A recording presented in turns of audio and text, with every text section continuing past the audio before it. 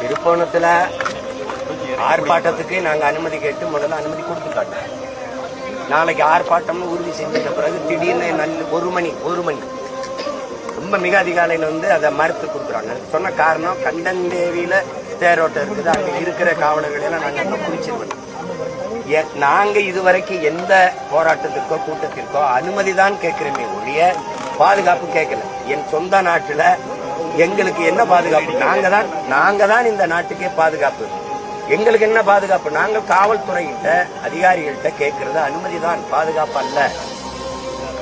Permission தான் கேட்கிறோம், protection கேட்கல. அதனால அங்க நீங்க சந்தை இருக்கு கூடிடுவாங்க, நீங்க வந்தா பெரிய கூட்டம் வரும், உங்களை பாதுகாப்பு கொடுக்குறேன். நான் கேட்கல.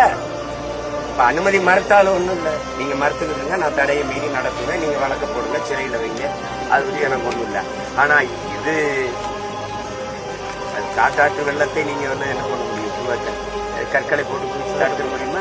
அதுக்கெல்லாம் நான் நாளைக்கு குறிச்சபடி ஆர்ப்பாட்டம் நடக்கும்.